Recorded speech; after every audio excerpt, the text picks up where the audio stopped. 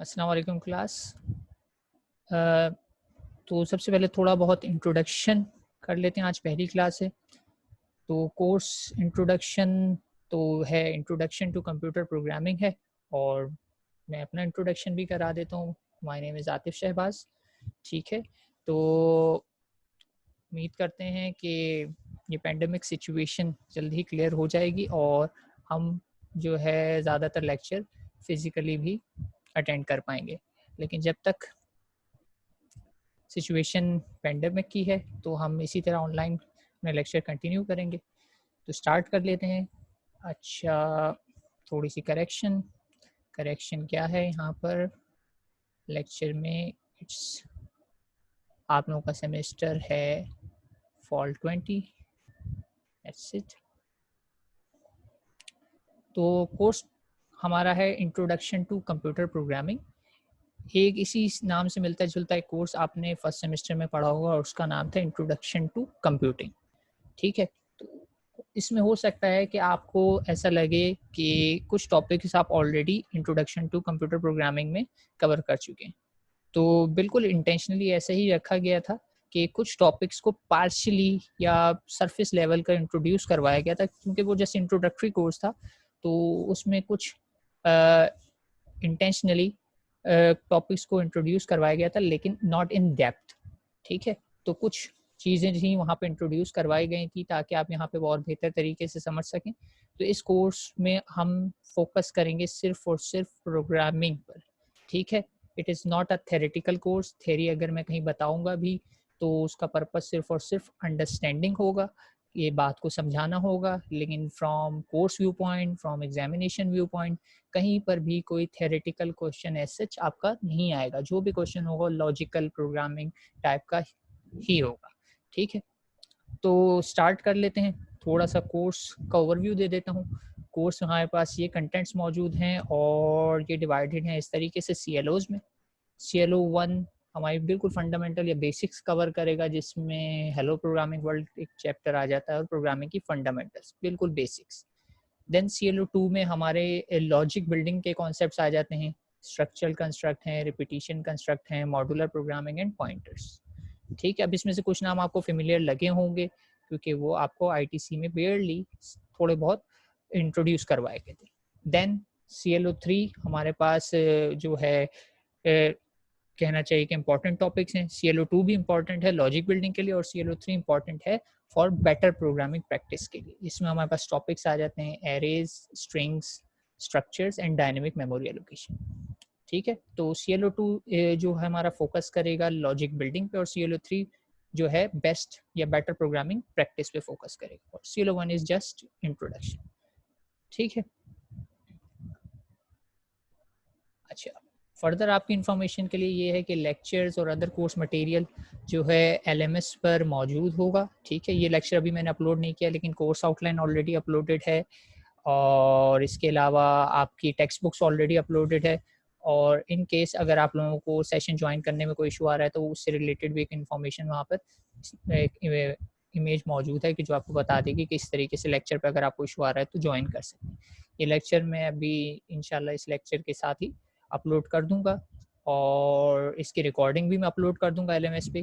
तो आपकी single source for course related material होगी LMS।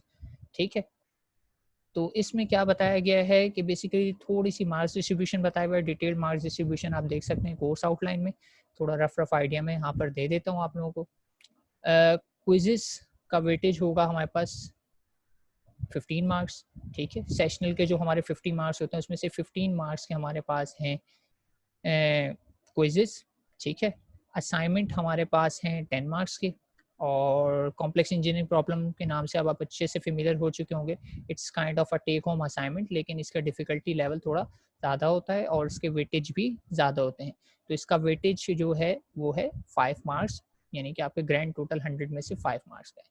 ठीक है, तो ये सॉर्ट ऑफ असाइनमेंट ही हो जाता है। तो आप कह सकते हैं कि 15 + 10 + 5 30 मार्क्स ये हो गए एंड रिमेनिंग 20 जो हैं आपके किस चीज़ के मार्क्स होंगे, मिड टर्म के मार्क्स होंगे। ठीक है, तो इस तरीके से आपका सेशनल ब्रेकडाउन पूरा 50 का हो जाएगा और जो रिमेनिंग 50 है उसका हमारा फाइनल एग्जाम होगा। ठीक है, यहाँ पे मेंशन किया हुआ है असाइनमेंट जब भी इशू होगा, आपकी डेडलाइन अंडरस्टूड है 1 हफ्ते की मैं दूंगा, तो जब भी आएगा तो 1 हफ्ते की डेडलाइन पे उसको आपको सबमिट कराना है। कॉम्प्लेक्स इंजीनियरिंग प्रॉब्लम के लिए यूजुअली 2 हफ्ते दे दिए जाते हैं, ठीक है, और एक्सपेक्ट आप कर सकते हैं इसको कि मिड टर्म के बाद ही मैं असाइन करूँगा। और क्विज़ेस का ये है, वैसे तो अपेरेंटली तो मैंने लिखा हुआ है कि मैं सरप्राइज़ ही लेता हूँ कि यानी मैं बताऊँगा नहीं जे, लेकिन आप एक्सपेक्ट कर सकते हैं कि अगर कोई चैप्टर एंड हुआ है तो नेक्स्ट क्लास में मैं उस चैप्टर से रिलेटेड कोई क्विज़ ले सकता हूँ। ठीक है, नॉर्मली ऐसा होता है, लेकिन मैं कोई ना कोई हिंट दे देता हूँ कि मैं नेक्स्ट वीक क्विज़ लेने वाला हूँ, इस तरह की। ठीक है, तो ये हो गई थोड़ी सी marks distribution and course contents की एक्सप्लेनेशन। यहाँ पर अगर किसी को कोई क्यूरी है तो काइंडली पूछ सकता है, वो हैंड रेज भी कर सकता है और चाहे तो चैट बॉक्स में भी पूछ सकता है।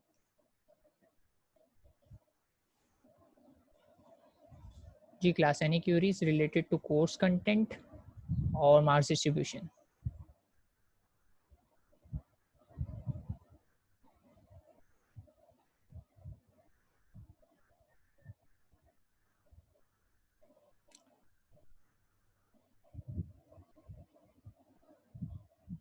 Complex engineering problem, CEP stands for complex engineering problem.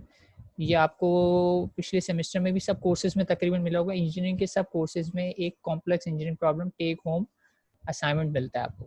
ठीक है, तो ये वही है, इसमें भी मिलेगा आपको। इट्स सॉर्ट ऑफ असाइनमेंट, लेकिन ये बाकी असाइनमेंट से इसके वेटेज ज़्यादा होगा इन सिंपल वर्ड। ठीक है, और लेक्चर यहीं से स्टार्ट हुआ है। किसी ने मुझसे पूछा है, बिल्कुल मैं सिर्फ अभी तक मार्क्स डिस्ट्रीब्यूशन और इस तरह की बातें कर रहा था, लेक्चर के कंटेंट्स पे अभी तक नहीं आए। अच्छा, जो लेट आए हैं तो काइंडली से रिक्वेस्ट यही है कि जल्दी ज्वाइन कर लिया करें तो अच्छा रहेगा।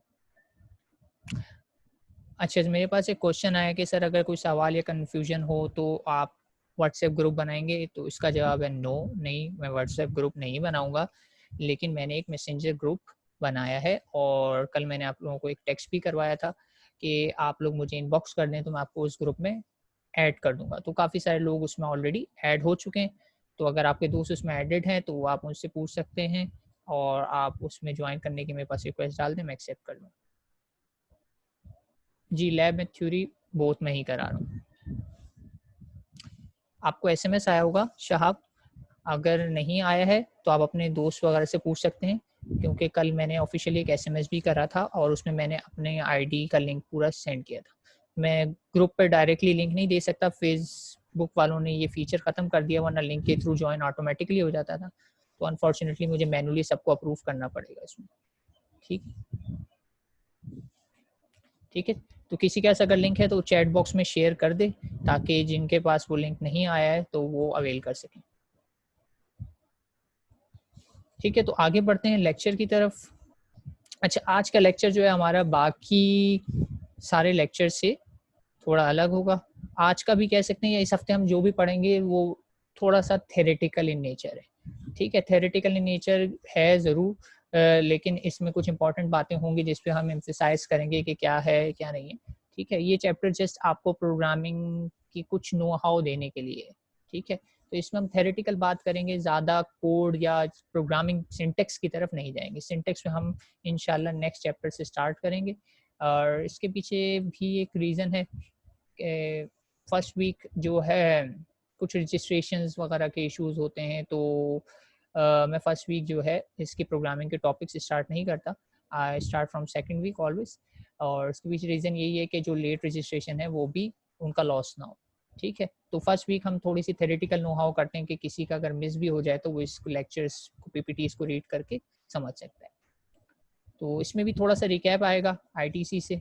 तो इसमें हमारे पास कंटेंट्स में क्या है, रिप्रेजेंटेशन ऑफ एल्गोरिथम है, जिसमें जैसे कि फ्लो चार्ट और सूडो कोड। और फिर नेक्स्ट लेक्चर में जो होगा इस वीक, उसमें हम high level language to machine code पे थोड़ी सी बात करेंगे और एक एप्लीकेशन सॉफ्टवेयर के फ्लो पर बात करेंगे। ठीक है, तो स्टार्ट करते हैं। ठीक है, रिप्रेजेंटेशन ऑफ एल्गोरिथम, या इन अदर वर्ड एल्गोरिथम क्या होता है। ठीक है, तो एल्गोरिथम कि एक यहाँ पे थोड़ी सी टेक्निकल डेफिनेशन लिखी हुई है, पहले मैं ये पढ़ देता हूँ फिर सादा अल्फाज में आपको ये बात बता दूँ। तो कह रहे हैं कि आप precise sequence of limited number of unambiguous executable steps that terminates in the form of a solution. ठीक है, अब ये बज़ाहिर तो एक कॉम्प्लिकेटेड सी डेफिनेशन लग रही है, लेकिन अगर इसको हम ब्रेक कर लें तो इसको स्टेप बाय स्टेप ब्रेक करके देखते हैं कि इसका मतलब क्या है। तो सबसे पहले क्या कह रहे हैं कि एक सीक्वेंस है, ठीक है, limited number of steps. Limited का मतलब ये है कि 5 स्टेप में, 6 स्टेप में, 10 में, 100 में, 1000 में, लेकिन लिमिटेड नंबर, फाइनाइट नंबर होना चाहिए। इनफाइनाइट नंबर जैसा कोई सीक्वेंस नहीं होती। यानी अगर आपने कोई चीज़ सॉल्व करनी है तो उसको सॉल्व करने के लिए अगर आप मुझे बताएंगे स्टेप्स के पहले, मैं से कहता हूँ कि एक बॉक्स है, आपको इस कॉर्नर से उठा के दूसरे कॉर्नर तक लेके जाना है, या एक चेयर इसको मूव करके दूसरे रूम में पहुंचाना है, तो आप मुझे स्टेप्स बताएंगे कि मैं पहले ये करूँगा, फिर मैं ये करूँगा, फिर मैं ये करूँगा। तो वो जो स्टेप्स हैं वो लिमिटेड होने चाहिए। पहली बात तो यही है कि वो स्टेप्स, सीक्वेंस का मतलब ये है कि हो सकता है एक ही स्टेप में भी हो जाए, लेकिन हो सकता है मोर देन वन स्टेप, तो इसलिए सीक्वेंस का वर्ड इस्तेमाल किया गया। और यूजुअली ये सीक्वेंस प्रिसाइज होती है कि आप सोल्यूशन को कम से कम स्टेप्स में करने की कोशिश करें, ठीक है। तो सीक्वेंस ऑफ लिमिटेड नंबर, और फर्दर एक और वर्ड यहाँ पे ऐड हुआ है, अनएम्बिगियस। यानी अनएम्बिगियस का मतलब ये है कि क्लियर होना चाहिए। आप उस स्टेप्स जो बता रहे हैं वो इतने क्लियर हों। अनएम्बिगियस यानी कंफ्यूजन क्रिएट ना करें, या ओवरलैपिंग ना हो, 2 स्टेप्स में आप एक ही बात ना कह रहे हो। तो ये अनएम्बिगियस नहीं होने चाहिए, अनएम्बिगियस होने चाहिए, एम्बिगियस नहीं होने चाहिए। यानी क्लियर स्टेप्स हों। आप किसी भी प्रॉब्लम को सॉल्व कर रहे हैं तो आप फाइनाइट नंबर ऑफ स्टेप बताएं, फर्दर वो क्लियर होने चाहिए, एंड फर्दर वो क्या होने चाहिए, एग्जीक्यूटेबल स्टेप्स होने चाहिए। एग्जीक्यूटेबल स्टेप्स का मतलब ये है कि आपने जो स्टेप्स बताए हैं उनको कंप्यूटर पर किसी तरीके से हम रन करके एग्जीक्यूट कर सकें, ठीक है। अब यहाँ एल्गोरिथम की बात कर रहे हैं तो हम इस वक्त कंप्यूटर के व्यू पॉइंट से बात बता रहा हूँ, लेकिन इन जनरल भी एग्जीक्यूट का मतलब ये है कि पॉसिबल हो, ठीक है। अगर मैं आपको कहता हूँ कि एक चेयर मूव करनी है एक रूम से दूसरे रूम, इट्स पॉसिबल, आप कर सकते हैं। लेकिन अगर मैं आपसे कह दूँ कि एक पहाड़ी आपने मूव करनी है एक एरिया से दूसरे एरिया में, तो ये एक एग्जीक्यूटेबल टास्क नहीं है, पॉसिबल नहीं हो सकता, ठीक है। तो आपका टास्क एग्जीक्यूटेबल होना चाहिए, नहीं उसे परफॉर्म किया जा सके। और कंप्यूटर के व्यू पॉइंट से एग्जीक्यूटेबल का मतलब है कि कंप्यूटर पे सॉफ्टवेयर की फॉर्म में वो रन हो सके, ठीक है।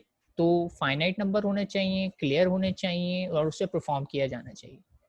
और यहाँ पे आखिरी बात क्या कह रहे हैं, that terminates in the form of a solution. और ऐसा नहीं है कि आप वो सारे स्टेप्स करें और करने के बाद आपको वो हासिल ना हो जो आप हासिल करना चाहते हैं, नहीं नतीजा ही ना आए। तो आपका नतीजा आना ज़रूरी है, यानी रिजल्ट जो आप एक्सपेक्ट कर रहे हैं वो उससे एक्सपेक्टेड रिजल्ट आना चाहिए। अगर एक्सपेक्टेड रिजल्ट नहीं आता देन रीडू दीज स्टेप्स। आप अपनी सीक्वेंस को रिविजिट करेंगे, दोबारा से सारे स्टेप्स देखेंगे, क्योंकि अगर आपने सारे स्टेप्स करके भी अपना रिजल्ट अचीव नहीं किया तो वो सारे स्टेप्स बेकार हो गए।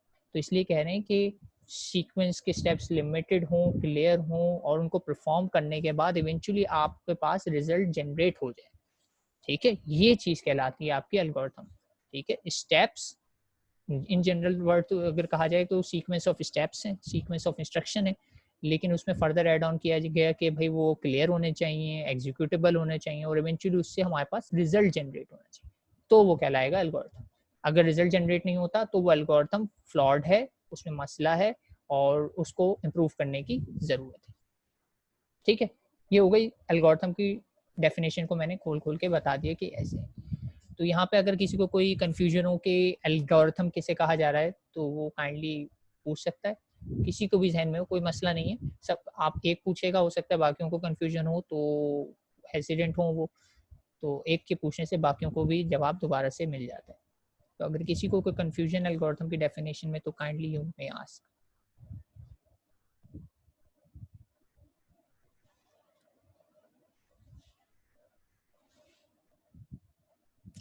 ठीक है, खामोशी को मैं समझता हूँ कि सबको क्लियर है, जो कि यूजुअली होता नहीं है, लेकिन अगर है तो बहुत अच्छी बात है।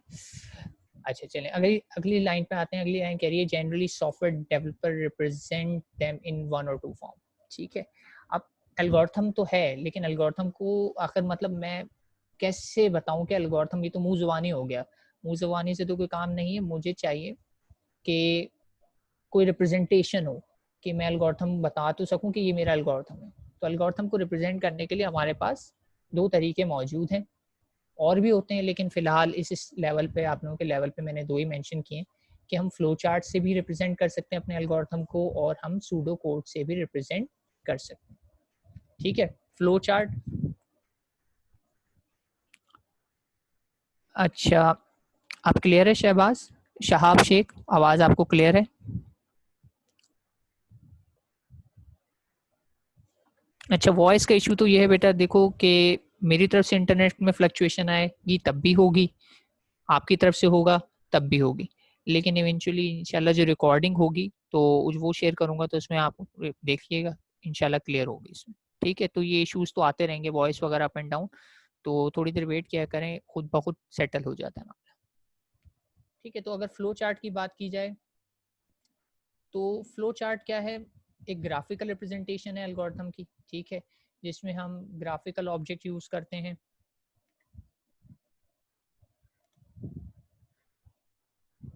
ठीक, तो फ्लो चार्ट क्या है, ग्राफिकल रिप्रेजेंटेशन है जिसमें हम ऑब्जेक्ट्स यूज करते हैं to indicate steps and direction.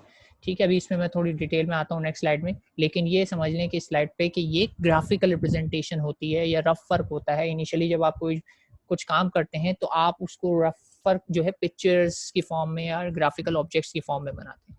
तो अगर थोड़ा सा उसको कोई स्टैंडर्ड्स फॉलो कर लें जो फ्लो चार्ट्स के हैं, तो वो फ्लो चार्ट कहलाना शुरू हो जाएगी ग्राफिकल रिप्रेजेंटेशन। ठीक है, तो सेकंड जो रिप्रेजेंटेशन है वो हमारे पास होती है सूडो कोड। अब सूडो कोड क्या है, सूडो कोड क्या है, language that is typically use for writing algorithm. ठीक है, एक लैंग्वेज कह रहे हैं जो कि यूज होती है एल्गोरिथम लिखने के लिए, हम यही तो चाहते हैं ना, एल्गोरिथम लिखना है, लेकिन इस लैंग्वेज के कोई स्टैंडर्ड्स नहीं है। ठीक है, इसके कोई स्टैंडर्ड्स नहीं है, आप चाहें तो इसमें इंग्लिश में लिख लें, आप चाहें तो इसमें उर्दू में लिख लें, आप चाहें तो इसमें कोई प्रोग्रामिंग लैंग्वेज का सिंटेक्स डाल दें, क्योंकि ये कोई रिजिड लैंग्वेज नहीं है, बस एक लूज रिप्रेजेंटेशन है आपके एल्गोरिथम की। तो similar to a programming language but not as rigid, यानी आप चाहे इसमें प्रोग्रामिंग लैंग्वेज का सिंटेक्स डाल दें, आप इसमें इंग्लिश लिख लें, आप इसमें चाहे उर्दू लिख लें। ठीक है, तो ये जो है इस तरीके से काम करता है कि सूडो कोड जो है कोई एज सच स्टैंडर्ड नहीं है, लैंग्वेज जस्ट लैंग्वेज में आप अपने अल्फाज में लिख देना, सिंपल वो कहते हैं ना कि अपने अल्फाज में एक्सप्लेन करें, तो अपने अल्फाज में आप इंग्लिश में लिख दें, थोड़ा सा प्रोग्रामिंग सिंटेक्स डाल दें, तो ये चीज़ कहलाती है सूडो कोड। और ये एग्जीक्यूटेबल नहीं होता है, नहीं कंप्यूटर पर रन नहीं होगा, इसीलिए इसको कहा जाता है सूडो कोड। ठीक है, the method of expression most suitable for a given situation is use at time plain English, at others a programming language like syntax। यहाँ पे ये वही बात कह रहे हैं कि कभी कभी प्रोग्रामिंग लैंग्वेज टाइप का सिंटेक्स ज़्यादा सुटेबल होता है, तो कभी इंग्लिश, ये वेरी करता रहता है, कभी 90% इंग्लिश है तो 10% प्रोग्रामिंग है, कभी 90% प्रोग्रामिंग है तो 10% या 50-50, कोई भी रेशो हो सकता है, डिपेंड करता है कि आप कैसे लिखना चाहें। ठीक है, कोई रूल्स नहीं है। ठीक है, तो ये तो जस्ट हो गया इंट्रो। अब नेक्स्ट स्लाइड पे थोड़ा सा फ्लो चार्ट को रिवाइज कर लेते हैं। अच्छा, एक क्वेश्चन आया है मेरे पास, हैंड रेज हुआ है।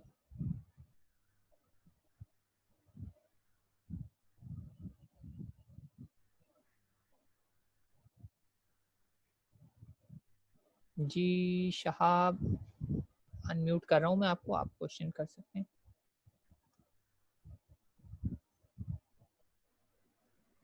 जी शहाब। सर फ्लो चार्ट दोबारा रिवाइज कर दें। जी जी मैं कर रहा हूँ, तो मैंने आज के लेक्चर में थोड़ा सा रिकैप रखा हुआ है, नेक्स्ट स्लाइड में हम फ्लो चार्ट रिकैप ही कर रहे हैं।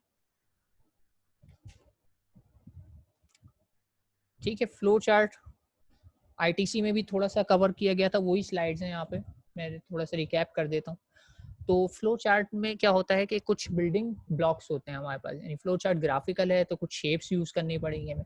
तो यहाँ पे शेप्स के मीनिंग बताए गए हैं कि कौन कौन सी शेप हम यूज कर सकते हैं और इस शेप का क्या मतलब है। तो नॉर्मली क्या है कि फ्लो चार्ट में स्टार्ट और एंड आपने देखा होगा मार्क करते हैं आप, तो इसको रिप्रेजेंट करने के लिए हमारे पास जो शेप है वो सर्कल है, ओवल भी यूज कर सकते हैं हम, राउंडेड रेक्टेंगल भी यूज कर सकते हैं। राउंडेड रेक्टेंगल का मतलब है रेक्टेंगल के जो पॉइंटी एजेस हैं वो नहीं होते बल्कि थोड़ा सा राउंड के होते। मैं जो शेप यूज कर रहा हूँ स्टार्ट और स्टॉप या एंड के लिए यहाँ पर वो है ओवल। ठीक है, ताकि कंफ्यूजन ना हो। एरोज जो है मुझे शो करते हैं कि अब इस स्टेप से अगले स्टेप पे कहाँ जाना है। ज़ाहिर सी बात है एरो बताता है यहाँ पे जाएँ, फिर वो स्टेप बताता है जाएँ, तो एरो डायरेक्शंस के लिए या कंट्रोल कहाँ जाएगा नेक्स्ट ये बताते हैं। जेनेरिक प्रोसेसिंग के लिए मैं रेक्टेंगल्स यूज़ करता हूँ। जेनेरिक प्रोसेसिंग से मुराद ये है एडिशन हो रही है, सब्ट्रैक्शन हो रही है, कुछ भी ऑपरेशन, किसी भी किस्म का ऑपरेशन जेनेरिक हो। जेनेरिक ऑपरेशन में क्या आता है, सारे operation other than input and output, ठीक है? यानी अगर मैं यूज़र से इनपुट ले रहा हूँ कोई चीज़ या यूज़र को आउटपुट दे रहा हूँ, तो वो जेनेरिक नहीं है। उसके अलावा जितने भी स्टेप्स हैं वो सब क्या होंगे, जेनेरिक होंगे और उसके लिए जो मैं शेप यूज़ करूँगा वो रेक्टेंगल होगी। इनपुट और आउटपुट के लिए जो शेप मैं यूज़ करूँगा वो होगी पैरेललोग्राम, ठीक है? पैरेललोग्राम होगा यानी वो रेक्टेंगल नहीं होगा। Rectangle is also a parallelogram but उसकी खास डेफिनेशन क्या होती है कि उसमें 90 डिग्री के एंगल्स होते हैं। तो आप 90 डिग्री वाला जो है वो यूज़ करेंगे जेनेरिक प्रोसेसिंग के लिए और अदर देन 90 डिग्री थोड़ा सा टिल्टेड जो है वो यूज़ करेंगे इनपुट एंड आउटपुट के। फर्दर लास्ट हमारे पास बची है डायमंड या रोम्बस शेप। ये यूज़ होती है डिसीजन मेकिंग के लिए। बाज़ औक़ात आपको डिसाइड करना होता है कि मैं लेफ़्ट जाऊँ या राइट जाऊँ, ठीक है? क्या मतलब यानी आप कहते हैं कि समथिंग इससे नंबर इज़ इक्वल्स टू 0 और नॉट या समथिंग इज़ ट्रू और फ़ॉल्स। तो आप डिसाइड करते हैं कि ट्रू के केस में मैं इस तरफ चला जाता हूँ और फ़ॉल्स के केस में मैं इस तरफ चला जाता हूँ। यानी कंडीशन या डिसीजन मेकिंग होती है। यहाँ से आपके पास हमेशा मोर देन वन पाथ या मोर देन वन जो है ऑप्शंस निकल रहे होते हैं, तो आपको डिसाइड करना पड़ता है कि मैं पाथ 1 पिक करूँ या पाथ 2 से ज़्यादा भी हो सकते हैं लेकिन कम से कम 2 पाथ ज़रूर होते हैं, ठीक है? ये हो गया थोड़ा-सा रिकैप शेप्स का। यहाँ पे अगर किसी को कोई क्वेरी है तो वो पूछ सकता है, वरना फिर हम आगे बढ़ के एक एग्ज़ाम्पल में इसे इन एक्शन देखते हैं।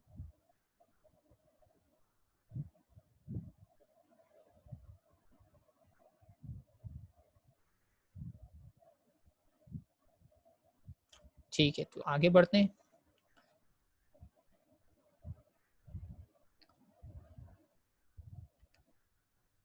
अच्छा, अब बाइनरी टू डेसिमल कन्वर्जन की एक मैंने यहाँ पे एग्ज़ाम्पल ली है और इस एग्ज़ाम्पल को लेने के पीछे एक वजह है कि वो उम्मीद करता हूँ कि फ़ेमिलियर हो, आपने ये एग्ज़ाम्पल कभी की हो, कभी स्कूल में कंप्यूटर पढ़ा हो या ना भी पढ़ा हो, बायोलॉजी भी पढ़ी हो, तो ये मैंने खुद बायोलॉजी पढ़ी थी।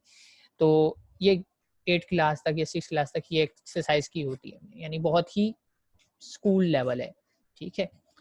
तो even a school going kid can do that. लेकिन मैं थोड़ा-सा रिकैप करवा देता हूँ कि अगर किसी डेसिमल नंबर को हमें बाइनरी में कन्वर्ट करना होता है, तो हम क्या करते हैं? फिर हम इसको इसके लिए फ्लो चार्ट डिज़ाइन करते हैं। सिंपली मेरे पास से एक नंबर गिवन है 43 यहाँ पर। मेरा काम क्या है कि इसको रिपीटेडली मैं 2 से डिवाइड करता जाऊँ और चेक करता जाऊँ कि रिमाइंडर क्या आ रहा है। तो मैं अगर 43 को 2 से डिवाइड करूँगा, तो मेरे पास आएगा अपना कोशेंट, कोशेंट का पार्ट आएगा 21, ठीक है? लेकिन मेरे पास रिमाइंडर भी बचेगा यहाँ पे 1 क्योंकि 21 मल्टीप्लाई बाय 2 इज़ 42 प्लस 1 मेरे पास एक रिमाइंडर बचता है, तो ये 1 आएगा। फिर 21 को मैं 2 से डिवाइड करूँगा तो क्या होगा? मेरे पास 10 आ जाएगा कोशेंट में और मेरे पास फिर रिमाइंडर में 1 बच जाएगा क्योंकि 2 मल्टीप्लाई बाय 10 इज़ 20, एक्स्ट्रा 1 है मेरे पास, वो रिमाइंडर में चला गया। फिर देन 2 को मैं 10 को मैं 2 से डिवाइड करूँगा तो मेरे पास आएगा रिज़ल्ट 5 और ये कंप्लीटली डिवाइड हुआ है तो रिमाइंडर इस केस में मेरे पास आएगा 0, कुछ भी रिमाइंडर नहीं आएगा। फिर 5 को 2 से डिवाइड करूँगा तो फिर से मेरे पास 2 आएगा यहाँ पे रिज़ल्ट में और रिमाइंडर मेरे पास आ जाएगा 1। देन 2 को मैं 2 से ही डिवाइड करूँगा तो मेरे पास कोशेंट तो आएगा 1 यानी 2 मल्टीप्लाई बाय 1 इज़ 2 और रिमाइंडर मेरे पास यहाँ पे क्या होगा 0। फिर 1 को भी मैंने एक एक्स्ट्रा स्टेप कर रहा हूँ, अभी आपको पता लग जाएगा क्यों। फिर मैंने 1 को जब डिवाइड करने की कोशिश की, तो कोशेंट जो है मेरा 0 आ जाता है, ठीक है? क्योंकि प्रोग्रामिंग में जब मैं डिवाइड करता हूँ, यानी मैं लिख रहा हूँ 1 डिवाइड बाय 2, तो इसका रिज़ल्ट प्रोग्रामिंग में जो है मेरे पास, वो 0.5 नहीं आता, बल्कि सिर्फ़ और सिर्फ़ आता है 0 क्योंकि मैं इसमें होल नंबर को जब होल नंबर से डिवाइड कर रहा हूँ, तो उस केस में ये फ्लोटिंग रिज़ल्ट नहीं देगा, यानी डेसिमल रिज़ल्ट नहीं देगा, तो इसका रिज़ल्ट सिर्फ़ और सिर्फ़ क्या बच जाता है मेरे पास 0। तो यहाँ पे इसलिए मेरे पास सिर्फ़ बचा 0 और मैं कह सकता हूँ कि रिमाइंडर जो ये 1 था, ये ऑटोमैटिकली खुद ब खुद कहाँ गया मेरे पास रिमाइंडर में चला गया क्योंकि फर्दर डिवाइड नहीं हो सकता। तो ये चला गया इस जगह। ठीक है, इसमें हम बाद में बात करेंगे आगे चल के प्रोग्रामिंग में कि ये वाली चीज़ रिजल्ट 0 कैसे जनरेट कर रही है। ठीक है, ठीक है। हाँ, नॉर्मली जब हम पेपर पे करते थे हम ये वाला लास्ट स्टेप नहीं करते थे। ये एक्स्ट्रा स्टेप क्यों किया है, अभी आपको जब मैं एल्गोरिथम दिखाऊंगा तो आपको बात समझ में आ जाएगी। ठीक है, क्योंकि कंप्यूटर और ह्यूमन को सॉल्व करने का तरीका अलग होता है। कंप्यूटर के पास कंडीशंस होती हैं, वो उसको ब्लाइंडली फॉलो करता है। ह्यूमन को पता है कि यहाँ रिजल्ट आ गया है, इंटरमीडिएट रिजल्ट आ गया है, मुझे आगे करने की ज़रूरत नहीं है। लेकिन एक मशीन की बात की जाए तो उसको जो स्टेप्स बता दिए जाते हैं वो उसे ब्लाइंडली फॉलो करती रहती है। तो अभी आपको मैं एल्गोरिथम में दिखा दूंगा। ठीक है, ये लास्ट स्टेप मैंने इसलिए किया है कि एक तो ये बात एम्फसाइज कर सकूं, ठीक है, कि अगर मैं 1 को 2 से डिवाइड करता हूं तो 0.5 नहीं आएगा बल्कि 0 आएगा, और ये आगे चल के मैं आपको प्रोग्रामिंग में प्रूव भी करूंगा जब हम सिंटेक्स प्रोग्रामिंग का यूज़ करें। लेकिन रिमाइंडर में आ गया 1। मैंने ये स्टेप नहीं करता तो फिर फ़र्क पता है क्या होता, उसको ना करने से मेरे पास सिर्फ चेंजेस ये आती कि मुझे ये एरो जो मैंने स्ट्रेट बनाया हुआ है इसको यहाँ से लेके जाना पड़ता। ठीक है, तो फिर वो थोड़ा आपको मैं बात दिखा नहीं सकता कि क्या हुआ। आप कहते सर इसमें आपने क्वोशंट भी ले लिया और रिमाइंडर के पार्ट्स भी ले लिए, तो वो थोड़ा मुश्किल हो जाता। तो सिर्फ इस एरो को स्ट्रेट रखने के लिए और सिर्फ रिमाइंडर्स को कॉपी रिजल्ट के एज अ रिजल्ट मेरे पास सारा का सारा रिजल्ट कहाँ पर मौजूद है, ये रिजल्ट मौजूद है, और उसको मैं रिवर्स ऑर्डर में पढ़ लूंगा तो ये ही मेरा रिजल्ट है। यानी नीचे से पढ़ना शुरू करें तो 101011, ये मेरा रिजल्ट है किस चीज़ का, डेसिमल नंबर 43 का कन्वर्जन होने के बाद बाइनरी में। ठीक है, तो इससे क्या हुआ कि मेरी एरो की लाइन स्ट्रेट बन गई मुझे ये। लेकिन जब मैं कॉपी पे कर रहा होता हूँ तो मेरे लिए बड़ा आसान होता है, मैं कहता हूँ कि लास्ट वाला ये 1 भी ले लेना है और फिर बाकी सारे रिमाइंडर ले लेना है। लेकिन कंप्यूटर को ये बात समझाना थोड़ा मुश्किल है कि लास्ट वाला क्वोशंट भी पिक करे और बाकी सारे रिमाइंडर। तो कंप्यूटर की व्यू पॉइंट से ये हैसल है। तो कंप्यूटर के लिए आसान करने के लिए हमने ये किया कि एक स्टेप एक्स्ट्रा करवा, और ये स्टेप एक्स्ट्रा हमने नहीं करवाया, कंप्यूटर खुद करेगा, अभी आप देख लीजिए। ठीक है, तो इसका अगर मैं फ्लो चार्ट बनाऊं, आप पूरा प्रोसीजर समझ गए, पहले इस बात का जवाब दें क्लास। प्रोसीजर समझ में आया कि हम 2 से डिवाइड करते जा रहे हैं, ये बात तो कोई रॉकेट साइंस नहीं है, होपफुली क्लियर होगी सब। चलें ठीक है, तो फ्लो चार्ट देख लेते हैं। तो फ्लो चार्ट में क्या है, स्टार्ट के लिए देखें मैंने ओवल शेप यूज की है। ठीक है, स्टार्ट के लिए मैंने ओवल शेप यूज करी जैसे कि मैंने प्रीवियसली बताया, और उसके बाद मैंने कहा टेक इनपुट क्यू, यूजर से ले रहा हूँ इनपुट, और इनपुट के लिए देखें मैंने कौन सी शेप यूज की है, पैरेललोग्राम।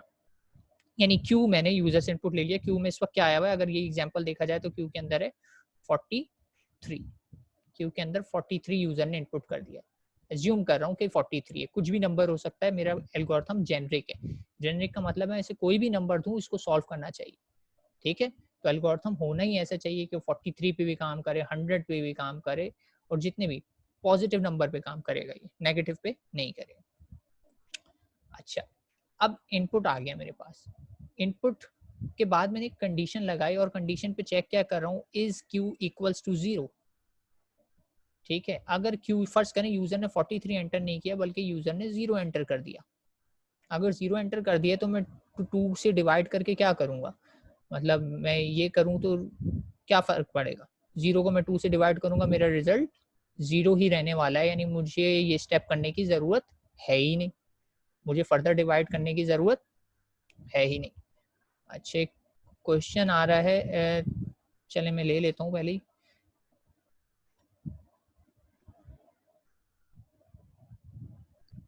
सर जी, आपने 43 को पॉजिटिव नंबर क्यों कहा? ये मतलब पॉजिटिव ही नंबर होते हैं या आपने इसलिए लिया कि ये डिवाइड हो रहा है पूरा? मैंने ये पॉजिटिव इसलिए कहा कि ये जो हम एल्गोरिथम डिज़ाइन कर रहे हैं ना, ये सिर्फ और सिर्फ पॉजिटिव डेसिमल नंबर को बाइनरी नंबर में कन्वर्ट करेगा, नेगेटिव नंबर डायरेक्टली कन्वर्ट नहीं होते। ठीक है, अच्छा, तो पॉजिटिव मतलब हाँ जैसे नेगेटिव साइन ना हो इसके साथ। हाँ बिल्कुल, -43 -50 -100 उनके लिए ये एल्गोरिथम ठीक नहीं। है सर। ठीक है, ठीक है ये सर, मतलब। Thank you.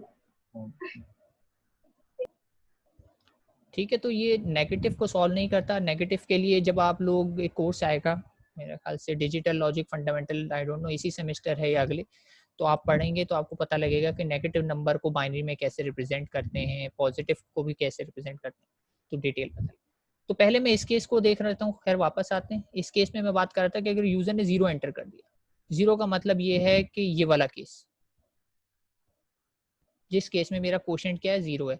अगर कोशेंट मैंने चेक किया क्यू के अंदर क्या मौजूद है, 0 है, यानी ये कंडीशन ट्रू है कि क्यू के अंदर 0 है, तो मुझे कुछ भी नहीं करना, मुझे सिर्फ डिस्प्ले करवा देना है आर इन रिवर्स ऑर्डर, ठीक है। और 0 के केस में आर में क्या होगा, कुछ भी नहीं है, आर में इनिशियली 0 ही होगा और मेरा रिजल्ट 0 आ जाएगा। ये कंडीशन, यानी अगर क्यू के अंदर 0 आता है तो ट्रू वाला रास्ता लेगी, फॉल्स आता है तो इस तरफ वाला रास्ता लेगी। अब मेरे केस में चलें 0 वाला केस हटा देते हैं वापस, अब आ जाते हैं हम दोबारा से 43 वाले के केस में कि क्यू के अंदर मौजूद है 43, क्यू के अंदर मौजूद है 43। मैंने चेक किया कि क्यू इक्वल्स टू 0 है, आप बताएं यहाँ पर 43 इस जगह पर आया, क्या 43 इक्वल्स टू 0 है? नो, ये कंडीशन फॉल्स हो गई। फॉल्स हो गई तो मैं इस तरफ चला गया, इस तरफ चला गया हूँ तो मैंने ये देखें कुछ जेनरिक प्रोसेसिंग की है। जेनरिक प्रोसेसिंग के लिए मैंने रेक्टेंगल यूज़ किया है, क्योंकि ना इसमें मैं इनपुट ले रहा हूँ ना आउटपुट, बल्कि ये इंटरमीडिएट स्टेप्स हैं। और इसमें मैंने दो चीज़ें कैलकुलेट की हैं, एक तो आर कैलकुलेट किया है और आर का फॉर्मूला लिखा है मैंने क्यू मॉड 2, ठीक है। मॉड बेसिकली रिमाइंडर मुझे रिटर्न करता है। मॉड एक ऑपरेशन है प्रोग्रामिंग में, इसको भी आगे चल के डिटेल से देखेंगे, लेकिन फॉर टाइम बिंग ये समझ लें कि ये मुझे रिमाइंडर रिटर्न करेगा। यानी 43 का अगर मैं R equals to Q mod 2 करूंगा तो मेरे पास इसका रिजल्ट आएगा ये वाला पार्ट, ठीक है। तो ये वाला पार्ट जो है मेरा आर में स्टोर हो गया। आर में इस वक्त क्या आ गया है, 1 आ गया है। फिर उसके बाद एक और स्टेप मैं कर रहा हूँ, Q equals to Q divide by 2, यानी क्यू की वैल्यू को अपडेट कर रहा हूँ। क्यू की वैल्यू 43 थी, 43 को मैंने 2 से डिवाइड किया तो क्यू की अपडेटेड वैल्यू क्या आ गई है मेरे पास, 21 आ गई, ठीक है। तो ध्यान रहे कि यहाँ पे क्यू की वैल्यू चेंज होकर क्या हो चुकी है, 21 हो चुकी है, और आर की वैल्यू तो है मेरे पास 1, सही। अब ये देखा जाए तो ये एक लाइन निकल के वापस जा रही है, रिपीट लिखा हुआ है यहाँ पर दोबारा से इस स्टेप पे, और यहाँ आएगी तो दोबारा से कहाँ आ जाएगी, मैं इस स्टेप पर आ जाऊंगा। अब इस स्टेप पर आया हूँ तो ध्यान रहे कि मेरी वैल्यू अब क्यू की 43 नहीं है, बल्कि अब क्यू की वैल्यू चेंज होकर क्या हो चुकी है, 21। अपडेटेड वैल्यू, क्यू की अपडेटेड वैल्यू है 21। तो मैंने फिर से यही कंडीशन चेक करी, क्या 21 इक्वल्स टू 0 है, पता चला नहीं, ये 0 नहीं है। तो फिर से दोबारा से मैं कौन सा केस रन करूंगा, मैं फिर से फॉल्स वाला केस रन करूंगा। फिर से फॉल्स वाला केस रन करूंगा तो रिमाइंडर फिर से कैलकुलेट होगा, लेकिन अब ध्यान रखना है कि 21 के रिस्पेक्ट से कैलकुलेट होगा। 21 के रिस्पेक्ट से कैलकुलेट होगा तो रिमाइंडर की वैल्यू फिर से आएगी 1, और क्यू की वैल्यू अपडेट होकर क्या हो जाएगी, अपडेटेड वैल्यू क्या है क्यू की, 10। क्यू को मैं फिर से 2 से डिवाइड करूंगा तो अब क्यू की वैल्यू हो जाएगी मेरे पास 10, सही। और फिर दोबारा से एरो वापस जा रहा है तो फिर दोबारा मैं इस स्टेप पे आ जाऊंगा और दोबारा से अब ये चेक करूंगा ये कंडीशन, लेकिन क्यू की अपडेटेड वैल्यू के साथ। क्योंकि अपडेटेड वैल्यू क्या है, 10। तो ये प्रोसीजर चलता रहेगा चलता रहेगा, 10 हो जाएगी वैल्यू, फिर उसके बाद अपडेट होकर इसकी वैल्यू 5 हो जाएगी, फिर उसके बाद इसकी वैल्यू अपडेट होकर 2 हो जाएगी, फिर 2 के बाद फिर करूंगा तो 1 हो जाएगी, फिर चेक करूंगा कि 1 इज इक्वल्स टू 0।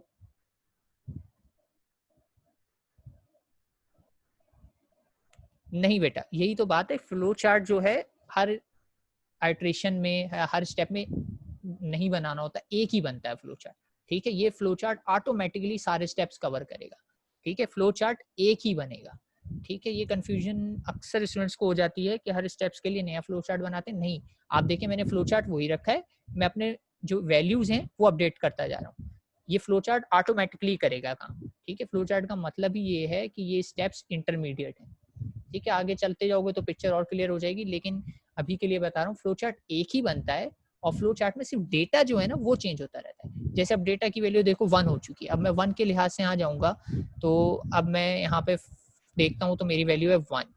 अब मैंने यहाँ पे ऑपरेशन परफॉर्म किया 1 मॉड 2, तो मॉड का ऑपरेशन अगर 1 मॉड 2 कर रहा हूँ, ठीक है, तो मॉड के ऑपरेशन की खास बात क्या होती है कि या तो ये रिमाइंडर देता है अगर ये वाली वैल्यू, ये वैल्यू बड़ी हो इससे, लेकिन अगर ये वैल्यू छोटी है तो ये डायरेक्टली क्या करता है, यही वैल्यू एज ए आउटपुट दे देता है। तो यहाँ पे इसका रिजल्ट आ जाता है 1, जैसा कि आपने देखा था इस वाले केस में हमारे पास ये रिजल्ट आ गया था, ये 1। ये वाला 1। और अगर फर्दर मैं क्यू को डिवाइड करूंगा, क्यू की वैल्यू ध्यान रहे क्या हो चुकी है 1। 1 को अगर मैंने डिवाइड किया किससे 2 से, तो अभी ये थोड़ी देर पहले मैंने बताया इसका रिजल्ट 0.5 नहीं आएगा, बल्कि क्या आ जाएगा, इसका रिजल्ट आ जाएगा 0। कौन सा 0, ये वाला 0। अब ध्यान रहे कि यहाँ पर क्यू की वैल्यू हो चुकी है चेंज होते होते 0, और ये रिपीट वाले स्टेप पे मैं दोबारा आया हूँ और क्यू की वैल्यू हो चुकी है 0। अब मैंने ये कंडीशन चेक करी कि इज क्यू इक्वल्स टू 0। तो अब अगर आप देखें तो ये वाली मेरी कंडीशन जो है क्यू में 0 ही मौजूद है, तो ये कंडीशन ट्रू हो गई है। तो अब मैं इस तरफ नहीं जाऊंगा, ये रास्ता ब्लॉक हो गया, और मैं इस तरफ चला जाऊंगा। और इस तरफ मेरे पास क्या स्टेप लिखा हुआ है, एक आउटपुट मैसेज है, चूंकि ये पैरेललोग्राम है और उसमें मैं सिर्फ क्या कह रहा हूँ, display R in reverse order. कैसे करना है ये डिटेल आप फ्लो चार्ट में नहीं बताते। फ्लो चार्ट जैसे कि थोड़ी देर पहले मैंने बताया कि एक रफ रिप्रेजेंटेशन है, आप एक्चुअल डिटेल इसमें ना दें, ठीक है। इसमें आप सिर्फ ऊपर ऊपर का खाका बताते हैं, रफ इम्प्लीमेंटेशन। तो display R in reverse order को मैंने वैसे तो बता दिया कि भाई ये ऐसे रीड हो जाएगा, आर के अंदर जो भी आया है उसको रिवर्स में पढ़ लो, यानी 1 0 1 0 1 1। एक्चुअली कैसे होगा ये इम्प्लीमेंटेशन डिटेल है, और ये मैं फ्लो चार्ट में ना बताऊं बता दूं कोई फर्क नहीं पड़ता, लेकिन इस स्टेप में इस वक्त आपको इस चीज़ की फिक्र करने की ज़रूरत नहीं होती कि एक्चुअली ये रिवर्स में कैसे डिस्प्ले होगा, ठीक है। तो इम्प्लीमेंटेशन डिटेल कभी भी नहीं आती फ्लो चार्ट में, ठीक है। मैं रिपीट कर देता हूँ, फ्लो चार्ट को भी समराइज कर देता हूँ, पूरा रिकैप भी कर देता हूँ। तो फ्लो चार्ट में हुआ क्या कि हमने स्टार्ट किया, यूजर से एक पॉजिटिव नंबर लिया, होल नंबर था, और फिर उस पर एक कंडीशन चेक करते रहे। कंडीशन में मैंने 2 ऑप्शन रखे थे, यानी कि वो 0 के इक्वल है या नहीं है। अगर वो 0 के इक्वल है तो दैट्स इट, मैं ट्रू वाली ब्रांच पे जाऊंगा और वहां पर जो भी होगा आर में उसको रिवर्स में डिस्प्ले करा दूंगा। कैसे होगा डिस्प्ले रिवर्स में, मुझे इस बात से कोई कंसर्न नहीं है इस स्टेप पर, क्योंकि flow chart is a rough work, और रफ वर्क में मुझे इम्प्लीमेंटेशन डिटेल या प्रोग्रामिंग में जाके मैं कैसे करने वाला हूँ इस बात की फिक्र करने की जरूरत नहीं है। मुझे सिर्फ हाउ नहीं बताना, मुझे बताना है व्हाट, ठीक है। फ्लो चार्ट में मुझे बताना है कि what I want to do, मैं क्या करना चाहता हूँ, ये नहीं बताना कि कैसे होगा, यानी इम्प्लीमेंटेशन डिटेल देने की जरूरत नहीं है, ठीक है। जबकि यहाँ पे देखा जाए अगर फॉल्स हो जाता है तो मैं फॉल्स वाली ब्रांच पे आता हूँ, तो यहाँ पे मैंने थोड़ी सी डिटेल लिखी हुई है, ठीक है। मैं चाहता यहाँ पे भी ना लिखता, लेकिन यहाँ पे लिख क्यों दी है कि ताकि आपको ये पता लगे कि मैं कुछ डिटेल डाल भी सकता हूँ फ्लो चार्ट में। कि मैंने देखो रफ लिखा है, मैंने ये नहीं बताया ऑपरेटर कहीं यूज नहीं करे, मैंने कहा एक आर है जिसमें मैं रिमाइंडर रखने वाला हूँ और उसमें मॉडुलस आएगा, या मैं कहूँ रिमाइंडर आएगा सिंपल। और मैंने क्यू में बोला क्यू में डिवाइड होकर 2 आएगा, मुझे नहीं पता प्रोग्रामिंग में डिवाइड का ऑपरेटर कौन सा है, मुझे नहीं पता मॉडुलस का ऑपरेटर कौन सा है, या एक्चुअली कोई ऑपरेटर है भी या नहीं है, मुझे अभी ये डिटेल्स पता ही नहीं है।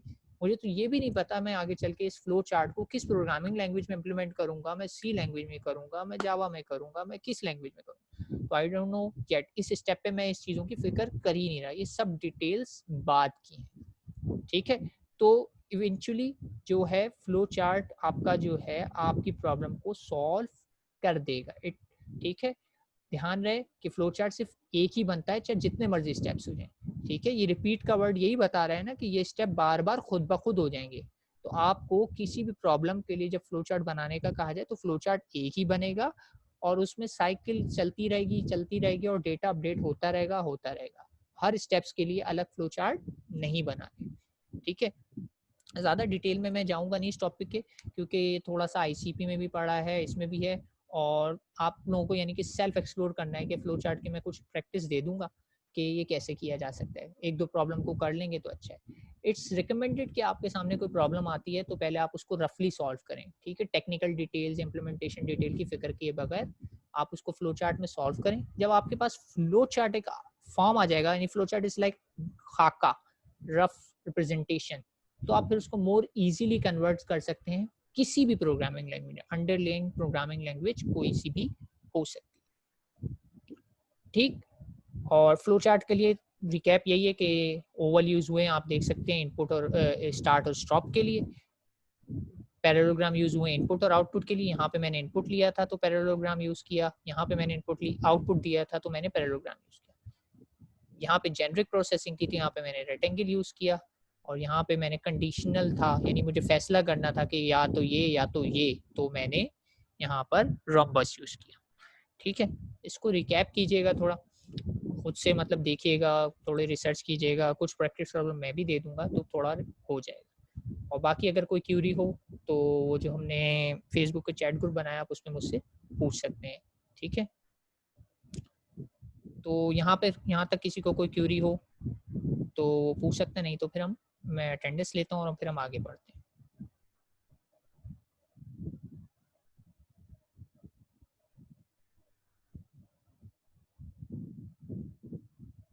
जी क्लास, कोई क्यूरीज? ठीक है, नो प्रॉब्लम।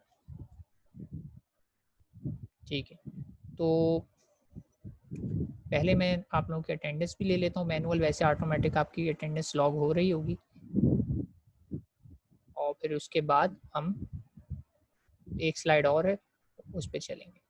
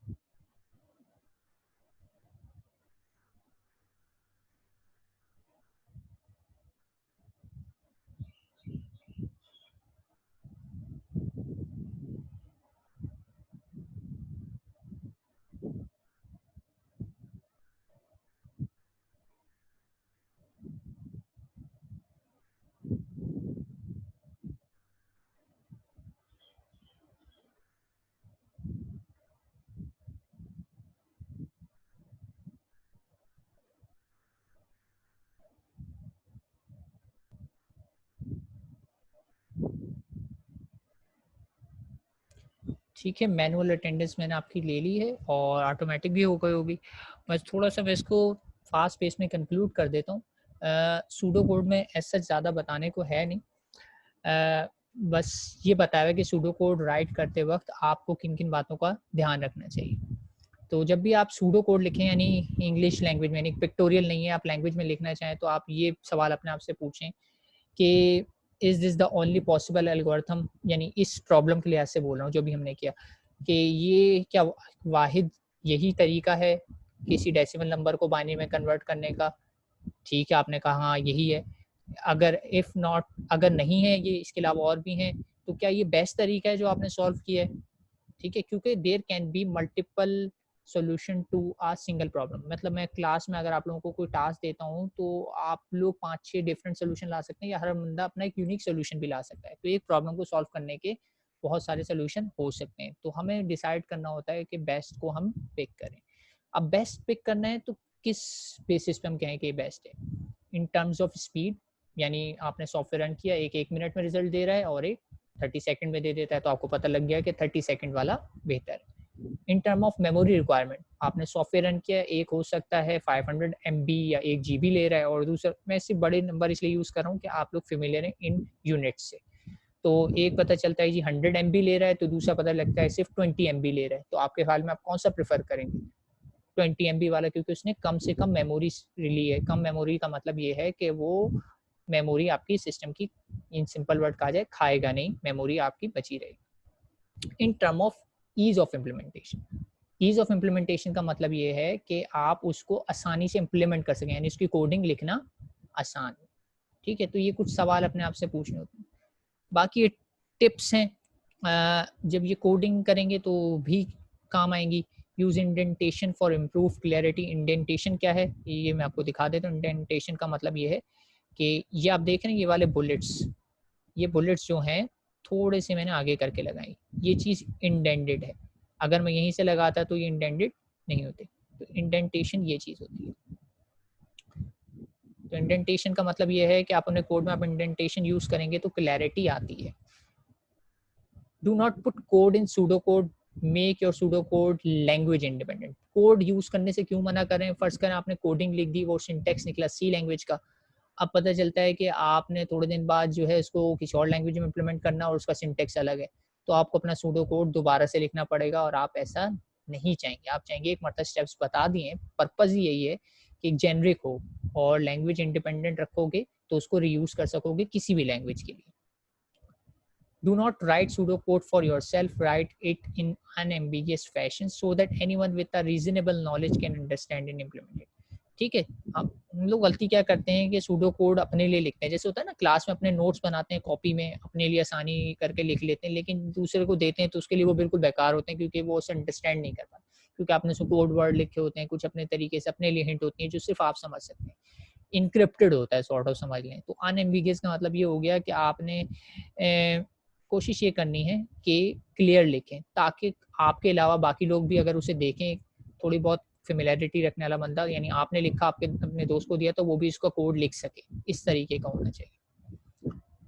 कंसिस्टेंट होना चाहिए, कंसिस्टेंसी अच्छी चीज़ है, हर चीज़ में कंसिस्टेंट होना ज़रूरी है, लेकिन कोड लिखते हुए भी आपको कंसिस्टेंट रखना है। जो फॉर्मेट या नेमिंग कन्वेंशन आप शुरू से यूज़ करते आ रहे हैं वो ही यूज़ करें, ऐसा ना हो कहीं पे एक्स नाम दे दिया, एक्स का मतलब क्या है नहीं पता, आप अगर इसके अलावा लिखेंगे टोटल मार्क्स, ये ज़्यादा रीजनेबल है क्योंकि आप समझ जा रहे हैं, नाम से पता लग गया कि इसके अंदर टोटल मार्क्स आने वाले, लेकिन आपने सिर्फ टी लिख दिया तो इसमें क्या आने वाला है कुछ नहीं पता। Prefer formulas over English language description, ठीक है, जहाँ पे आप फार्मूलाज लगा सकते हैं फार्मूलाज यूज़ करें, क्योंकि इंग्लिश लिखने से वो थोड़ा एक्सपेंडेड होगा लेकिन फार्मूलाज थोड़े कॉम्पैक्ट होते हैं, ठीक है। जैसे अभी हमने पीछे रिमाइंडर और क्वेश्चन के फार्मूलाज लिखे, अगर मैं वर्ड्स में बताता तो काफ़ी कुछ मुझे लिखना पड़ जाता फ्लो चार्ट में। तो जहाँ तक हो सके फार्मूलाज यूज़ करें, लेकिन general formulas, language dependent formulas ना हो, ठीक है। कुछ टिप्स ये हो गई, पेस फास्ट रखना हूँ ताकि इस एग्जाम्पल को कंक्लूड कर सकूँ। तो ये वही एग्जाम्पल है, अगर मैं इसका सूडो कोड लिखना चाहता तो मैं क्या लिखता। तो step 1, let R be binary equivalent of empty string. अच्छा, एम्प्टी है, बस इस पे ध्यान दीजिए, स्ट्रिंग क्या होता है इस पे हम आगे चल के जब लेक्चर में टॉपिक आएगा स्ट्रिंग, जैसे कि मैंने नाम भी लिया था तो तब बात करेंगे। बस फिलहाल ये बता सकता हूँ स्ट्रिंग का मतलब ये है कि इसमें मोर देन 1 कैरेक्टर्स आ सकते हैं, यानी इसमें 1 0 1 0 1 1 ये पूरा का पूरा रिजल्ट आ जाएगा, लेकिन इनिशियली इसमें कुछ नहीं है, खाली है, ठीक है। दूसरा स्टेप याद करें, अगर फ्लो चार्ट में क्या था, यूजर से एक नंबर इनपुट लिया था क्यू के अंदर, याद है कि क्यू के अंदर हम यूजर से इनपुट ले रहे थे फ्लो चार्ट में, और यहाँ पे मैंने देखो हिंट भी दे दिए कि भाई ये जो है नंबर जो है ग्रेटर देन 0 लेना है, क्योंकि ये सिर्फ और सिर्फ एल्गोरिथम सपोर्ट करता है कि इस चीज को, पॉजिटिव नंबर को। अभी सवाल भी किया गया था कि सर पॉजिटिव नंबर से क्या मतलब, पॉजिटिव नंबर का मतलब है नेगेटिव नंबर नहीं दे सकते आप, तो आपने यूजर से एक नंबर ले लिया इनपुट क्यू। फिर मैंने वर्ड्स में, सिंपल वर्ड्स में लिख दिया, रिपीट करें स्टेप 4 एंड स्टेप 5। स्टेप 4 और 5 कौन से देखा जाए तो ये देखो, ये रहे, तो ये वही स्टेप्स हैं जो हमारे पास आ रहे थे फॉल्स होने की कंडीशन में। मैं क्यू को डिवाइड कर रहा हूँ क्यू से और मैं क्यू को ही मॉड ले रहा हूँ इससे।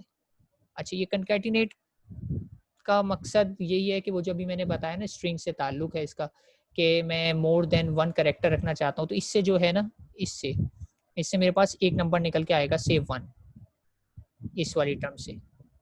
मैं इसको थोड़ा और क्लियर कर, इससे मेरे पास निकला है सिर्फ और सिर्फ 1, और इसके अंदर हो सकता है पहले से मौजूद है, क्या मौजूद है इसमें, सपोज कर लेते हैं इसमें मौजूद है 1, आर के लिए मैं वैल्यू लिख लेता हूँ, इसमें पहले से मौजूद है 1, एक सेकंड थोड़ा सा समझा देता हूँ, इसमें 1 मौजूद है, 1 मौजूद है, 0 मौजूद है, और अब ये वाला स्टेप मैंने किया तो यहाँ पे एक और 1 आ गया, तो इससे क्या होगा, कंकैटिनेट का ऑपरेशन इवेंचुअली क्या करेगा, 1 1 0, और इसके आगे जो इसका रिजल्ट आया इसको भी मिला देगा, ये चीज़ कहलाती है कंकैटिनेशन, और इसको इवेंचुअली किस में मूव कर देगा, आर में, तो आर की अपडेटेड वैल्यू क्या हो जाएगी 1 1 0 1। तो अगले स्टेप में आऊँगा तो जो भी नंबर आएगा वो यहाँ पे कंकैटिनेट हो जाएगा, फिर अगले स्टेप में आऊँगा तो जो भी आएगा वो यहाँ पे कंकैटिनेट, ठीक।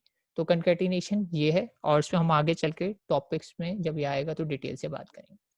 तो फिलहाल ये वही वाली बात मैंने बताया ना, कुछ इम्प्लीमेंटेशन डिटेल्स आ रही हैं सूडो कोड में, मैं कुछ डिटेल्स बताता जा रहा हूँ कि एक्चुअली मैं रिवर्स में कैसे करूँगा या एक्चुअली मैं स्टोर कैसे करूँगा, ये डिटेल इंट्रोड्यूस करवा रहा हूँ, ये मैंने अपने फ्लो चार्ट में इंट्रोड्यूस नहीं करवाई थी, ठीक है। एंड देन फाइनली जब ये रिपीट जो है, रिपीटिशन ख़त्म हो जाएगी, 1 मिनट साहब 1 मिनट दीजिए, मैं थोड़ा कंक्लूड कर दूँ फिर मिलेगा। तो जब ये रिपीटिशन ख़त्म हो जाएगी तो इवेंचुअली जो है मैं स्टेप 4 और 5 से निकल के कहाँ पे आऊँगा, स्टेप 6 पर, और स्टेप 6 क्या कह रहा है, simply display R in reverse order.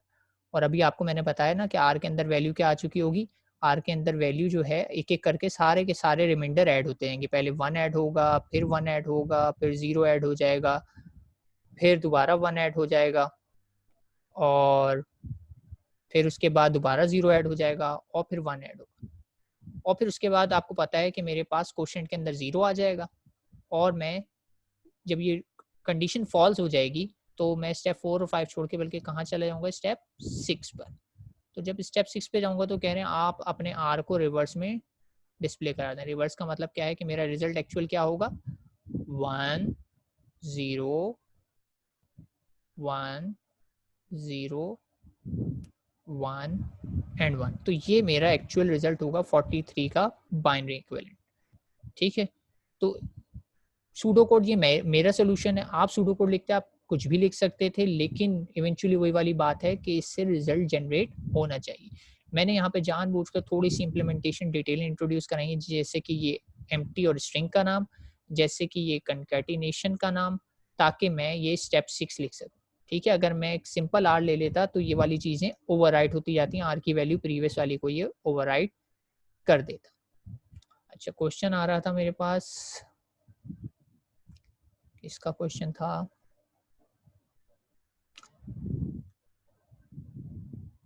Shahab का क्वेश्चन है। साहब जी सर, सेकंड और थर्ड का दोबारा बताएं। सेकंड और थर्ड अच्छा, पॉइंट। सेकंड और थर्ड मैंने बताया ना कि ये वही स्टेप्स हैं जो भी अभी हमने पीछे एल्गोरिथम में कवर किए। एल्गोरिथम में हम एल्गोरिथम कह रहा हूँ, फ्लो चार्ट में हमने जो कवर किए।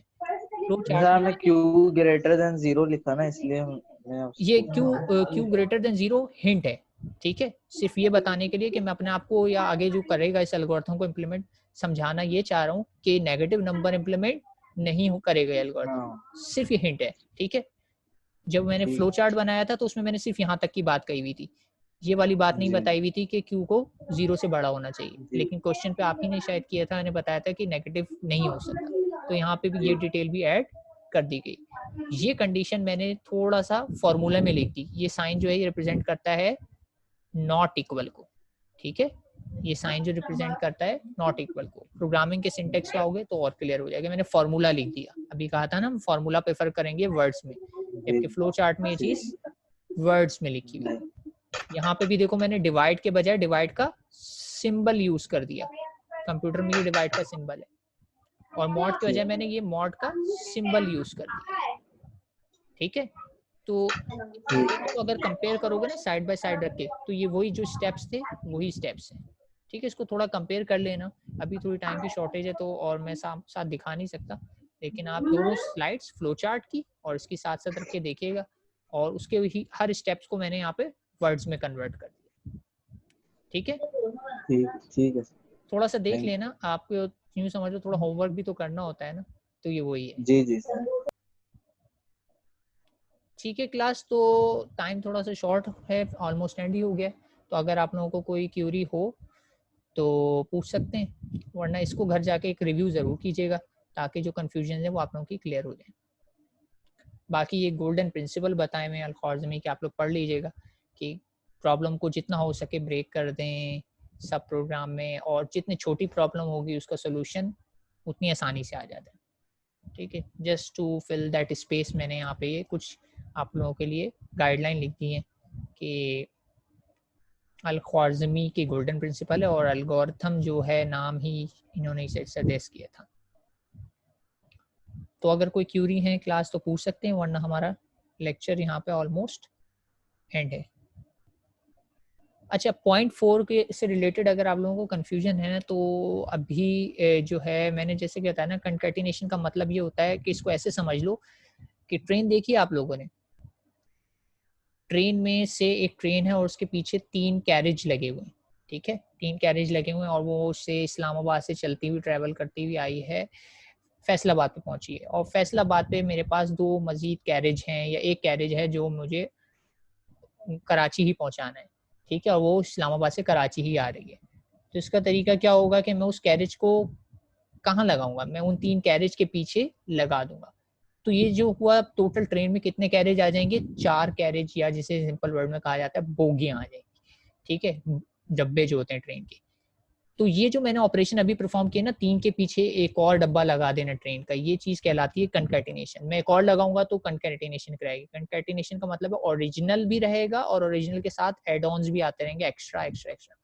तो कंकैटिनेशन में यही हो रहा है कि रिमाइंडर के अंदर मैं मुसलसल एड ऑन करता जा रहा हूँ। यानी इनिशियली रिमाइंडर के अंदर ये था, एक कंकैटिनेशन हुई तो ये आ गया, फिर फर्दर कंकैटिनेशन हुई तो ये भी आ गया, फर्दर कंकैटिनेशन हुई तो ये भी आ गया, यानी अब 1 1 0 1 आ चुके हैं। फर्दर कंकैटिनेशन होगी तो 1 1 0 1 के साथ 0 भी आ जाएगा, फर्दर कंकैटिनेशन होगी तो 1 1 0 1 0 1 आ जाएगा, ठीक है। तो जब तक कंकैटिनेशन होती रहेगी, नंबर मेरे इसमें क्या होंगे, आर के अंदर ऐड होते रहेंगे। तो आर स्ट्रिंग है, ठीक है। स्ट्रिंग का मतलब यही होता है कि इसमें मोर देन 1 कैरेक्टर आ सकते हैं। अगर आर को मैं स्ट्रिंग ना लेता तो क्या होता, 1 लिखा होता पहले, फिर 1 के बाद 1 आता तो ये वाला 1 ओवरराइट होकर नया 1 आ जाता, फिर 1 को ओवरराइट करता तो फिर 1 के बाद 0 आ जाता, फिर 1 के बाद 0 के बाद ओवरराइट करता तो फिर 1 आ जाता। तो ये मैं नहीं चाहता था, मैं चाहता था कि प्रीवियस डेटा भी रिटर्न है। इट्स लाइक ट्रेन का पहला डब्बा हटाया, दूसरा लगा दिया, फिर आगे चला, दूसरा हटाया, तीसरा लगा दिया। इस तरह तो सब मंजिल पे नहीं पहुंच सके, मुझे सबको मंजिल पे पहुंचाना है, तो मैं सबको एक एक करके बैक टू बैक उसके साथ ऐड करता जाता हूँ। तो ये प्रोसेस या ये बिहेवियर जो है कहलाता है कनकैटिनेशन। तो मैंने यहाँ कनकैटिनेट लिखा हुआ, ठीक है। होपफुली जितनी मैं यहाँ पे एक्सप्लेनेशन दे सकता था फिलहाल कंकैटिनेशन की, वो मैंने दे दी है। कि कंकैटिनेशन मीन्स, आप ये ट्रेन वाली एग्जांपल याद रखें कि आपको सबको पहुंचाना है, यानी ये पूरा का पूरा रिजल्ट आपको चाहिए। ये जो है ना यहाँ पे ये लिखा हुआ, ये पूरा आपका रिजल्ट है, ये यहाँ से लेकर ये पूरा आपका रिजल्ट है। तो ये सब आपको जो है आर के अंदर पहुंचाना है ताकि एंड में आप इसे रीड कर सकें। तो कंकैटिनेशन इसीलिए करिए। तो उम्मीद करता हूँ क्लियर हो गया होगा। अभी भी अगर कंफ्यूजन है किसे, सादैन, मोहम्मद सादैन 0.4 में कंफ्यूजन है तो पूछ सकते हैं।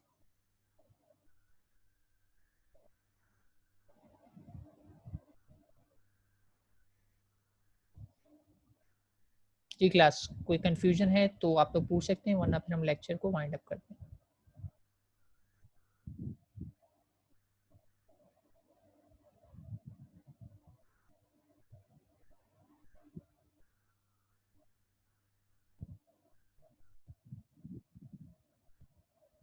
जी जी सादेन, बिल्कुल ऐसा ही है। Q2 को जब आप डिवाइड करते हैं तो उसका रिमाइंडर पार्ट जो आता है ना, उसको हम R में मुसलसल ऐड करते जा रहे हैं, तो R बढ़ता जा रहा है, बढ़ता जा रहा है, ठीक है।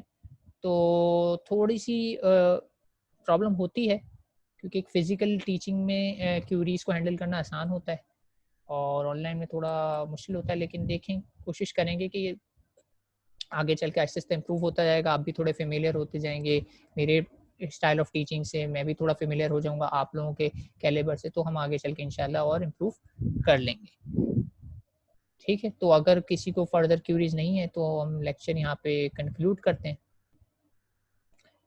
और कल आप लोगों की लैब है, तो इंशाल्लाह फिर लैब के लिए भी मैं जो है आप, अच्छा सबसे पहले तो बल्कि काम की बात सुन लीजिए कि ज्वाइन आप जो करें तो एलएमएस से करें, और अगर मैं एसएमएस ना भी करूं आप लोगों को कि क्लास है या नहीं है, तो आपको इसका रेगुलर स्केड्यूल है तो आप जाके देख सकते हैं, एलएमएस पे लिंक मौजूद होता है, ठीक है। तो मैंने पहली क्लास थी तो आप लोगों को रिमाइंडर मैसेज और ये सब चीज़ें कर दी हैं, लेकिन फ्रॉम नेक्स्ट क्लास आप लोगों की क्लास है तो इट्स अंडरस्टूड की क्लास है, आप एलएमएस पे जाएँ, वहाँ पे लिंक मौजूद होगा, वहाँ से ज्वाइन कर लें, ठीक है। और अगर कोई और क्यूरीज हों लेक्चर से रिलेटेड तो जो ग्रुप हमने बनाया है आप उस पर क्यूरीज को अपनी शेयर कर सकते हैं, ठीक है। तो till next time, signing off, अल्लाह हाफिज़।